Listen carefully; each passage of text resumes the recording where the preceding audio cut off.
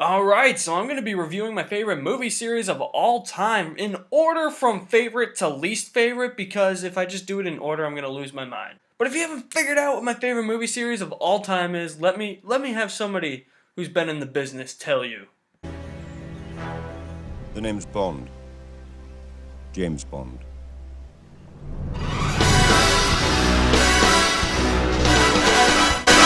Bond. Bond. Bond. Bond. It's Bond. The name's Bond. James Bond.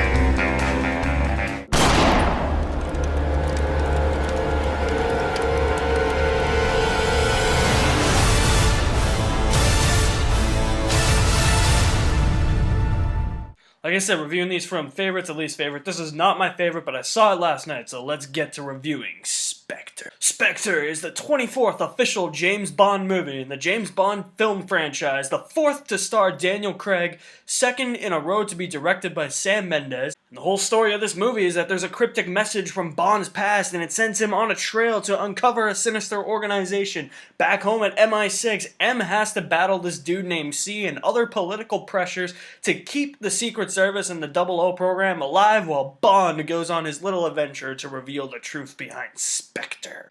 Now, this movie kind of worried me because it is following up one of the most critically acclaimed and, in my opinion, best Bond film ever made in Skyfall. Skyfall sets the bar so high for future Bond films now, and it's just SPECTRE comes out and it's getting all these mixed reviews. Definitely is not a perfect movie, and here is why. This man, Christoph Waltz, he's cast as the main villain in this movie. He plays Oberhauser. That should be a home run, a slam dunk, a touchdown, or a hat trick. Or insert any other corny sports cliche metaphor there. That's what he should be. Frankly, he is, but the character is just so underdeveloped for a villain. He's only in 3 scenes, and the movie's 148 minutes long. They did the whole Skyfall approach. Skyfall didn't introduce Silva until the 2nd act of the movie, until halfway in. People will say in this that Oberhauser is really introduced during the SPECTRE meeting in Rome. I disagree. He's in the shadows. You can't really see him. He's introduced when they go to his lair. That is when he introduces. He's in it for the rest of the movie, but it's like, there's really no build-up. And there's nothing really menacing about him, except for this one scene where there's something he does to Bond. Other than that, it's just like everything before and everything after. Everything he does in this movie, aside from that one scene, is just not memorable. I don't think I would have a problem with him only being in 3 scenes if he actually did something memorable, and he had like a cool monologue where he's like walking towards the camera like Silva did in Skyfall. No, pretty much it's just Christoph Waltz telling the world how awesome he is. Oh, I hurt you. Oh, I'm responsible. Oh, I'm the author of all your pain. I'm like, dude, shut up. We know you're awesome, okay? We know you're a villain. You don't have to go over the top about it. And this movie is supposed to be used as a means to tie up loose ends from the previous 3 movies, and it sorta does, kinda. There are still a shit ton of questions left unanswered. Everything they try to tie up in this movie goes unexplained. Like, who Mr. White is. Like, you saw Mr. White in the trailer, it's like, what's he doing there? Doesn't explicitly say. You see all these characters and, like, references to the old Daniel Craig movies, at least the first 2 Daniel Craig movies, and you're like, ooh, they're gonna try and connect the dots, everything together, and it's like you're intrigued because you want to know how it is connected to SPECTRE, and it's like, okay, yeah, well, I'm this guy, okay, moving on. And you're just like, what? No explanation? Dude. In the 3rd act of this movie, doesn't every Bond movie end with like an action scene in the 3rd act? This one did not. It was a game of cat and mouse with Bond and Oberhauser in the old MI6 building. That's it. Just Bond running around from room to room just looking for Oberhauser. That was it. I'm like, there's no action scene. I thought in the leaked script he like fought like Oberhauser's guards in like every room he went into. I was like, where is that? So there is no action scene in the 3rd act whatsoever. And I can't help but compare this movie to Mission Impossible Rogue Nation because it is the exact same thing as Mission Impossible Rogue Nation. Trying to uncover a sinister organization that could be behind the events of the last couple movies. So let's go on a trail to do that. Oh, there's this dude in MI6 who wants to get rid of the 00 program and make information the the new like school. We're not gonna do the old school stuff. We want information. We want surveillance and all of that stuff to go online, so we can have a better play on espionage. Yeah, exact same thing happened in Mission Impossible 5. Oh, and the theme song, yeah, that can suck it. At least the visuals were cool.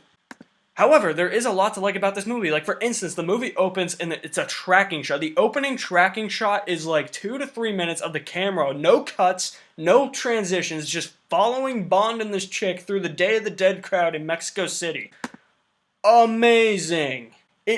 That just shows you, that scene is like literally the best scene in the movie. And that just proves to you that this is probably the best filmed, best looking, best shot Bond movie ever. Speaking of the Day of the Dead and the opening action sequence, the opening action sequence takes place in the Day of the Dead parade, and it was, for the second movie in a row, you get a sweet ass action scene to open the movie. I kind of wish it was a bit longer. I thought it was going to be a bit longer, but that's just kind of nitpicking. It was still awesome. And the other action scenes in the movie too were cool. I don't think any of them really matched up to the Day of the Dead, but they were still pretty sweet to watch. My favorites were the Day of the Dead, the snowplane chase, and the train fight with Hanks. That was awesome.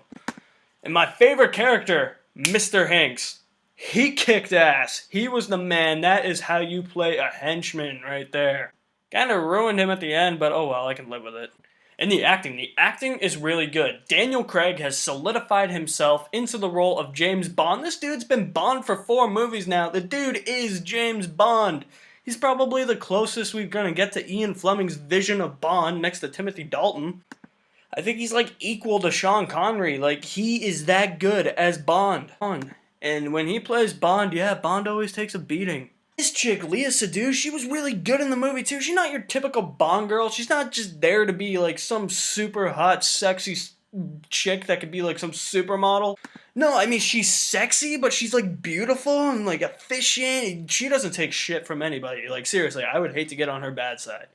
They made her relevant, they made her cool, and it made sense within the story. And it was cool to see a refreshing Bond girl like that, because the past couple of Bond girls, I mean, you know, Severin from Skyfall, it was fine.